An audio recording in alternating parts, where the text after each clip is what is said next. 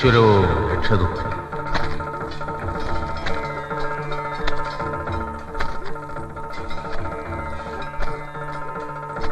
അപ്പാ, പടിപ്പുരയില് ഒരു നിവേദന സംഘം എത്തിയിരിക്കുന്നു. കണിമംഗലത്തെ അമ്പലവാസികളും പിന്നെ ചില പറങ്ങോണ്ടും മരങ്ങോണ്ടും ഒക്കെയാ. ഇക്കുറിയെങ്കിലും ഉത്സവം നടത്താൻ സഹകരിക്കണമെന്ന്.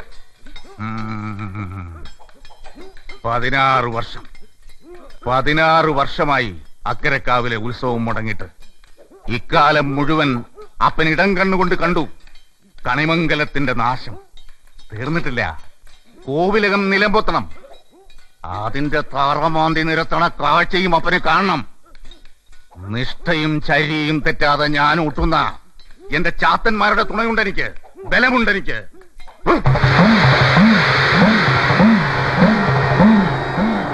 മംഗലം, നിങ്ങൾ അവിടെ ഇരിക്കണം. ഹേ, മനുഷ്യനാൽ കുറച്ചൊക്കെ ധൈര്യം വേണം. എടോ നമ്പീശ, ഇവിടുന്ന് ഇറങ്ങി അക്കരെത്തിക്കോട്ടെ. എന്റെ ധൈര്യം തനിക്ക് ഞാൻ സ്വകാര്യമായിട്ട് കാണിച്ച കേട്ടോ. ആന്നേ കൊറേ നേരം എന്റെ നേർക്കിട്ട് തിരിയണ്. എനിക്ക് ഇത്ര പേടിയുണ്ട്. അത് നേരാ. അല്ല, എന്താ സൈഡ് നിങ്ങൾക്കില്ലേ? എന്താ ധൈര്യോ അതോ പേടിയോ? ഇപ്പഴെന്താ മനസ്സിൽ അത് പറയൂ. അതിപ്പോ പേടിന്ന് വിളിക്കാൻ പറ്റുമോന്ന് ചോദിച്ചാ പേടിയല്ല, ഒരു ഭ്രമം, ഒരുതരം പരിഭ്രമം. സംസ്കൃതത്തിൽ പറയണ്ട, ഈ ഭ്രമത്തിന് തന്നെ മലയാളത്തിൽ ഞങ്ങൾ പേടി എന്ന് പറയണത്. അയ്യ, നമ്മളെന്താ വല്ല മോഷ്ടിക്കാമോ അല്ലെങ്കിൽ ആരെങ്കിലും കൊല്ലാൻ വന്നു? മൂപ്പരെ കാണുമ്പോ പറയാനുള്ള പറയുന്നു, തിരിച്ചു പോണു. അല്ലാതെ ഇങ്ങനെ പേടിക്കാൻ കൊളപ്പുളി അപ്പം എന്ന് പറഞ്ഞാൽ എന്താ വല്ല കൊമ്പനാണോ? കൊമ്പനാ, കൊലകൊമ്പൻ. തളയ്ക്കാൻ കണിമംഗലത്തുകരയിൽ ആൺകുട്ടികളുണ്ടോ? ഉണ്ടോടോ? നാക്കിറങ്ങി പോയടോ എല്ലാത്തിന്റെയും. അപ്പുട്ടിയും പേരെ, വിവരക്കേട് സമയം നോക്കാതെ നാക്കിൽ മുളയ്ക്കുന്ന സൂക്കേടുണ്ട് എനിക്ക്.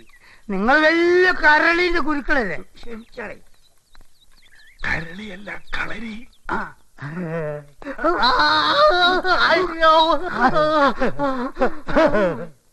എന്താ കണിമംഗലത്തുകാര് രാവിലെ കുളപ്പുള്ളി പടിപ്പുരയിൽ? പടിപ്പുരയ്ക്ക് ഇപ്പുറം കാറ്റാൻ യോഗ്യതയുള്ള ഒരുത്തനും കൂട്ടത്തിൽ കണ്ടില്ല. അതാ അവിടെ നിർത്തിയത്. എന്താ പറയാനുള്ള വെച്ചാ പറയാം. ചാർലി മാഷേ അങ്ങോട്ട് കേറിയെന്ന് പറഞ്ഞു. പറയാനുള്ളത് തമ്പുരാൻ അറിയാവുന്ന കാര്യം തന്നെയാണേ. ഇക്കുറി അവിടുന്ന് ദയവ് കാട്ടണം. കണിമംഗലത്തെ കാവിൽ ഉത്സവം നടക്കണം. ഇത് 16ാമത്തെ വർഷ ഉത്സവം തുടങ്ങിയിട്ട്. ഇക്കഴിഞ്ഞ കാലം അത്രയും അതിന്റെ ദുരിത ഫലങ്ങൾ ഞങ്ങൾ അനുഭവിച്ചു. പുഴയ്ക്കൊക്കെയുള്ള ഓരോ മനുഷ്യജീവനും ദേവീ കോപത്തിന്റെ ചൂടറിഞ്ഞവരാ. ക്ഷേത്രത്തിന്റെ ഊരായ്മക്കാരായ കണിമംഗലം തറവാടിന്റെ സ്ഥിതി ഞങ്ങള് പറയാതെ എന്നെ തമ്പുരാനും അറിയാലോ. ക്ഷയിച്ചു. അവകാശികളായ തമ്പുരാക്കന്മാരും തമ്പുരാട്ടിമാരും ദൂരെ പട്ടണത്തിൽ സ്ഥിരതാമസമായി. നിത്യപൂജയും തേവാരവും ഇല്ലാത്ത പൊളിഞ്ഞ അമ്പലം, ആളും കൂട്ടവും ഇല്ലാത്ത കോലവും. ആകപ്പാട് ഒരു നാഥനില്ലായ്മ. തമ്പുരാനൊന്നും മനസ്സ് വെച്ച ഒരു പരിഹാരമായി. പഴയതെല്ലാം ഞങ്ങൾക്കറിയാൻ തമ്പുരാൻ. ദത്തൻ തമ്പുരാൻ കാണിച്ച കടുങ്കൈ ഈ മുഖത്ത് ഇപ്പോഴും ഞങ്ങൾ കാണുന്നുണ്ട്. ആ ചെയ്തതിന് മൂപ്പർക്ക് കിട്ടിയില്ലേ? ദത്തൻ തമ്പുരാൻ ഭ്രാന്തളിക്ക് ഓടിപ്പോയിട്ട് വർഷം 10-15 ഇന്നിപ്പോ ജീവനോടെ ഉണ്ടോന്നൊക്കെ ആർക്കറിയാം. മറക്കാനും പൊറുക്കാനും ഉള്ള മനസ്സ് കൊളപ്പള്ളി കോലോക്കാര് കാട്ടണം. ഇക്കുറി തിരുവാഭരണങ്ങൾ ഏടത്തിക്കാവിൽ നിന്നും അക്കരയ്ക്ക് കൊടുത്തയക്കാൻ അവിടുന്ന് അനുവാദം കൊടുക്കണം. മതി, കൂടുതൽ നീട്ടണ്ട. 16 കൊല്ലം മുമ്പ് നെറ്റി വിളർന്ന് ചോര വീണ പുഴക്കരയിലെ പൂഴിമണ്ണ് വാരി കയ്യിലെടുത്ത് ഒരു പ്രതിജ്ഞ ചെയ്തിരുന്നു ഞാൻ.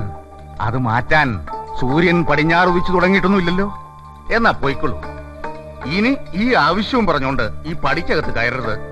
കണിമംഗലത്തിന്റെ നാശം പൂർണ്ണമാവട്ടെ. ആ കോവിലകത്തിന്റെ മേൽക്കൂര നിലംപൊത്തട്ടെ.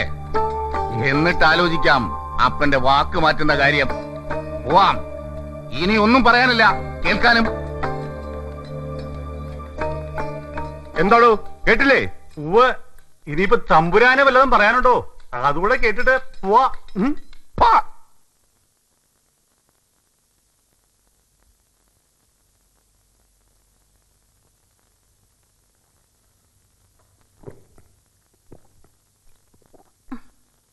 മതി കുട്ടി.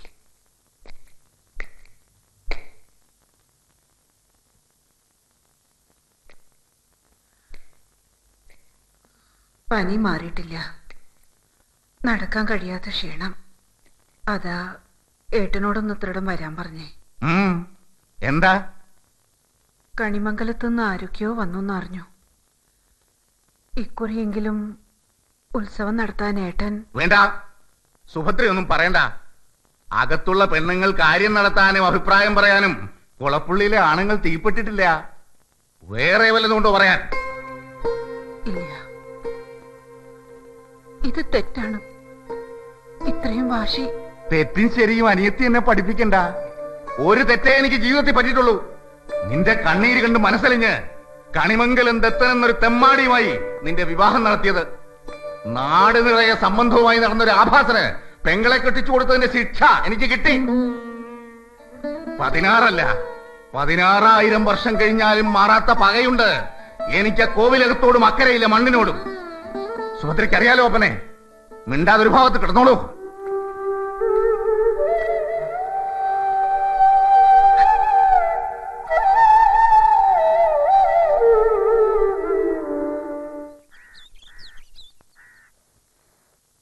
അപ്പൊ ഈ തിരുവാഭരണങ്ങൾ കുളപ്പുള്ളിക്കാർ തന്നാ മാത്രമേ ഉത്സവം നടക്കൂ, അല്ലയോ? അതെ, അതാണ് അതിന്റെ ശാസ്ത്രം.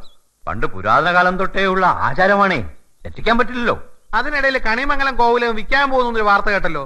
നമ്മുടെ MLA സാറാ പറഞ്ഞത്. വിൽക്കാനുള്ള തീരുമാനം മരിച്ചുപോയ ലക്ഷ്മി തമ്പുരാട്ടിയുടെ മക്കൾ എടുത്തിട്ട് കുറെ ആയി. പലരും വന്ന് നോക്കുകയും ചെയ്തു. ഈ പൂജയോ ഉത്സവം മുടങ്ങിക്കിടക്കുന്ന അമ്പലം കാണുമ്പോ പലരും പിന്നോക്കം വെക്കുക. അതൊന്നും കാര്യമാക്കാതെ വരുന്നവരെ കുളപ്പള്ളിയപ്പൻ മുടക്കുകയും ചെയ്യും. ആ, ലക്ഷ്മിക്കുട്ടി തമ്പുരാട്ടിയുടെ അനിയൻ ദത്തൻ തമ്പുരാന്റെ ഭാര്യ സുഭദ്ര തമ്പുരാട്ടി, അപ്പന്റെ പെങ്ങളെ, അവർക്ക് കൂടി അവകാശപ്പെട്ടതാണല്ലോ ഈ സ്വത്ത്. അതാണ് അപ്പന്റെ പിടി. ഇനി ഇതിപ്പോ ആരെങ്കിലും വന്ന് വാങ്ങിയെന്ന് കരുതാ, ആ കൃഷ്ണവർമ്മയുടെ സ്ഥിതി എന്താവും? ആ ഭാഗവതര തമ്പുരാനോ? ആ, അങ്ങനെ ശരിക്കും കോവിലത്ത് ആരാ? ആരുമല്ല. പണ്ട് ലക്ഷ്മിക്കുട്ടി തമ്പുരാട്ടി കോവിലത്ത് പാട്ടും നൃത്തവും പഠിപ്പിക്കുന്ന ഒരു സ്കൂള് നടത്തിയിരുന്നു. അവിടെ സംഗീതം പഠിപ്പിക്കാൻ വന്ന ഒരു മാഷ. പുള്ളിക്കാരൻ പിന്നെന്താ ഇവിടെ അങ്ങ് തങ്ങിപ്പോയത്, തമ്പുരാട്ടി മരിച്ചിട്ടും? അതല്ലേ ഓരോ തരം കർമ്മബന്ധം എന്ന് പറയുന്നത്. ദത്തന്റെ മോളുണ്ടല്ലോ ഉണ്ണിമായ, ആ കുട്ടിയുടെ ജന്മ മഹാസങ്കടം. അമ്മ ആരാന്നറിയില്ല. ഒരു കറക്കണത്തിന് സന്ധ്യക്ക് ഓരോത്ത് വന്നു കയറിയ ദത്തൻ തമ്പുരാന്റെ കയ്യില് ദാ ഇത്തിരി പോന്നൊരു ജീവൻ ഇങ്ങനെ പൊതിഞ്ഞു കൊണ്ടുവന്നിരിക്ക. ഇതെനിക്ക് പറഞ്ഞതാ. ഇതിന്റെ തള്ളയത്തുപോയി. ഇനി ഇതിനും കൂടി ഇവിടെ വളർത്തിക്കോളൂ ഏർത്തിന്നും പറഞ്ഞ് ലക്ഷ്മി തമ്പുരാട്ടിക്ക് മുമ്പിലേക്ക് ഇട്ടു. ദത്തന്റെ ഉഗ്രകോപം അറിയാവുന്നതുകൊണ്ട് ആരും ഒന്നും ചോദിച്ചില്ല. ആ, ഏത് നാട്ടിലെയാ, ഏത് വീട്ടിലെയാ, ഏത് ജാതിയിലുള്ള സ്ത്രീക്ക് പിറന്നാന്ന് പോലും ആർക്കും അറിയില്ല. അതിനെ വളർത്തിയതും നോക്കിയതും മുഴുവൻ കൃഷ്ണവർമ്മ തമ്പുരാനാ. പിള്ളയ്ക്ക് മനസ്സിലായോ ഞാൻ പറഞ്ഞ കർമ്മബന്ധം? ഈ 2 അനാഥ ജന്മങ്ങൾ വഴിയാതരാവും. കോവിലാരും വാങ്ങിപ്പോയാ. ആ പെൺകുട്ടിയെ പുറത്തങ്ങ് കണ്ടിട്ടേ ഇല്ലല്ലോ. നല്ല ഷീത്തുള്ള കുട്ടിയാ, അസൽ അടക്കോ ഒതുക്കോ. മിടുക്കിയ. അത് ചെറിയ കുട്ടികളെ പാട്ട് പഠിപ്പിച്ചും നൃത്തം പഠിപ്പിച്ചൊക്കെയാ ആ 2 വയറ് നിറഞ്ഞു പോകുന്നു. സുഹൃതക്ഷയം. അച്ഛൻ നാടൊട്ടുക്കും തറപ്പിച്ച് ഒടുക്കം തലയുടെ കല്ല് കളിക്ക് അങ്ങോട്ട് ഓടിപ്പോയി. അമ്മ ആരാൻ ദൈവത്തിന് മാത്രം അറിയാം. പാവം കുട്ടി.